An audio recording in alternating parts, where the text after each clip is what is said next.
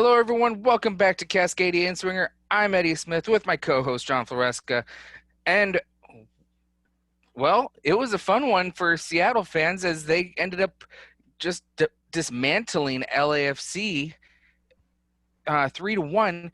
They went up 3-0 at first, and did you really notice that goal that they gave up? Yes, because it totally changed the way Seattle played. Seattle was hunting for a fourth. I don't know if you watched, but after Jordan Morris scored the third, they kept pushing forward for a fourth. And then once LA scored that first goal to make it 3-1, they said, okay, hold on. And they put their foot on the ball. They slowed down the pace. They took the air completely out of the stadium, which already had no fans in it. But they took the air out of the stadium and just let the clock run out. So I did notice the goal. It did make me nervous because LAFC can score in bunches.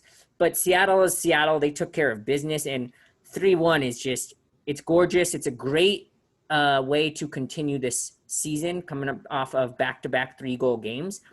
They actually have 3 straight regular season games with 3 goals if you count their game going back against Vancouver. That was their last regular season game during the MLS's back tournament. The last time Sounders have scored 3 goals in 3 straight games was 2017. So the Sounders are showing that they have quite the firepower. I was definitely not expecting this match to be so one-sided. Unfortunately, we weren't able to get a preview show for this one out. I was able to put a post out for Portland letting you all know that we weren't going to be able to do a show for that, but John and I weren't able to do a preview for Seattle versus LA. But in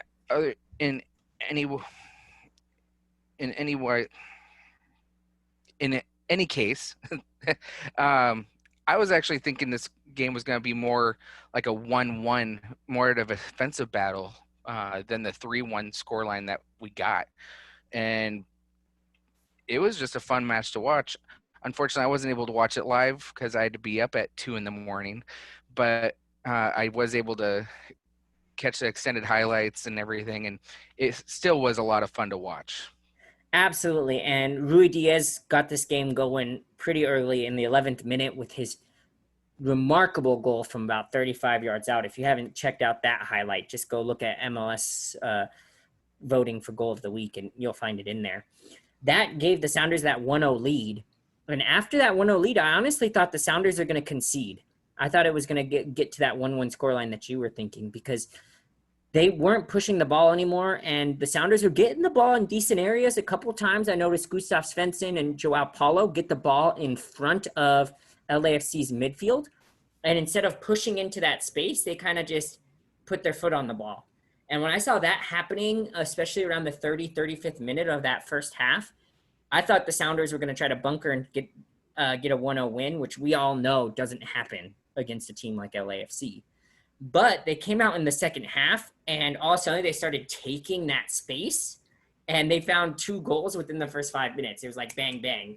Jordan Morris, back-to-back goals within 61 seconds of each other. Absolutely phenomenal on his part. And from then, it was a runaway game. Rui Diaz unfortunately came off at halftime, but Will Bruin came on, and he's been proven to be a major contributor in goals as soon as he comes into matches, as we saw in the MIB tournament with a little bit of an embarrassing outcome for you when you thought that Will Bruin was just bagging it when they put him in the MIB tournament. It was his first game coming back from injury. I wasn't expecting him to score a goal like that. So the fact that he did that was great. I love the fact that he's winning balls. He's winning balls in the air. He's finding ways to hold the ball up for other Sounders players, something you don't get as much from a smaller Rui Diaz. No offense to him. He doesn't hold the ball up well. He doesn't play that type of role. But it looks like that's what the Sounders are going to have to look forward to for the next game, maybe a few more after that, because last time Rui Diaz had a heel contusion, which is what he's listed as having. He missed, I think it was 5 weeks. So if he's out for an extended period of time, expect to see Will Bruin taking on that role. And I'm a little worried about if Rui Diaz is out of the lineup for 5 matches, as that's a key contributor for the Sounders now out of the lineup, key goal scorer. And with him out of the lineup, will that diminish the Sounders' goal scoring opportunity? Because now teams won't have to really focus on is Rui Diaz going to be in the match. They can focus on other players and possibly take out Seattle's other ways of scoring. Hopefully, it's not going to be that big of a deal if he is out. Hopefully, he does get into the next match, though, against RSL. We'll get into that in a second. We'll just have Well, to see. we won't have to wait long to find out because that game is in a couple days. They only get a few days rest. It's a midweek game against RSL, an RSL squad that's coming off a 4-4 victory or 4-4 tie at Portland. Sorry, they obviously felt like a victory to them. But this RSL side's no pushover, and Seattle's going to have to produce goals to win this one. They are definitely going to have to produce goals to get a victory in this one, which I think they will do. RSL is a good club, but I don't think they are as good as Seattle or Portland, even though they did just run away with Portland in their last match. I do think that Seattle can get a victory, though, out of this one. They should. Even without Rui Diaz? Even without Rui Diaz, I think if anything, Rui Diaz comes off the bench at minimum.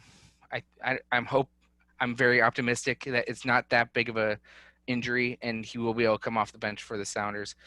I don't think Sounders will score the 3 goals that they've been scoring. I think it will probably be more like a 2-1 victory for the Sounders.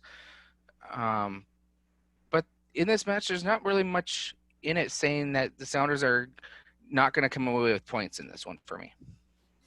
Well, I can argue that they wouldn't for a couple different reasons. I'm going to agree with you, they will. But RSL's got some very athletic playmakers in the midfield. I'm a huge fan of Corey Baird. They get the guy the ball and he dribbles and dribbles and dribbles and gets past people and causes mayhem. And if he does that, if he beats a couple Seattle defenders and finds space, they're going to be in trouble. Justin Merrim, I was a huge fan of his when he played for the Columbus Crew, so I enjoy watching him play as well. Their back line for ourselves not the strongest, as you saw by them giving up 4 goals over the weekend. They no longer have Nick Rimando in goal, and as the Cascadia phrase has been said by both Seattle and Portland fans, because their teams have been, and it is now a verb, you can get Rimondo'd, where he basically makes 10 or 12 saves the game and you end up losing to RSL 1-0 because he basically stood on his head. That doesn't happen anymore. So with that not happening, RSL is going to need to find ways to score 2, 3, 4 goals to win games. So that all being said, I did just look up a stat where RSL does currently lead the overall series with the Sounders with 9 wins. That's because they got Rimondo'd so many times. I don't disagree with you. I really do think that Seattle got Rimondo'd, just like a bunch of other teams in the league got Rimondo'd. That man was a one-man highlight reel for RSL, and now that they don't have him, it's definitely going to change the outcome. But what I was going to say though was RSL currently in the series has 9 wins to Seattle's 1 with 2 draws. RSL has 21 goals over Seattle's 7 in this series, and I do think that changes without Rimando being in net. We saw that in the Portland match with the RSL, with Portland scoring goals that typically would have got Rimondo'd if he was still in goal. Exactly. So even the commentators in that match said, would have Rimando gotten to that goal or gotten to that ball? And they said, probably. Well, we don't have to worry about that anymore. We both have the Sounders winning this one 2-1. Another player on RSL that you should look out for if you are a Sounders fan is Krylak. He is currently RSL's leading goal scorer of the season with 3 goals. So he could potentially find the back of the net as well. Well, it should definitely be a fun one. By the way, I want to say I think that was what the stat I was looking at was their all-time regular season series, because I'm also seeing an all-time series of 13 wins, and 6 draws. So I just want to correct that before we get off this episode. But anyways, again, it should be a fun one. I want to mention one last thing. Don't sign off yet. Okay. There is drama in Salt Lake City. Their owner has recently been under a lot of fire for racist comments, for comments against the players. So they are currently forcing the owner to sell the team, which is good for the team for making that change. But tensions within clubs like that and political things, I don't know if it fires up RSL or if it distracts them. But it is something you will hear when you watch the game. The commentators will talk about the fact that the RSL owner is being asked to sell the team. And it is something that players do recognize. They aren't blind to any of this.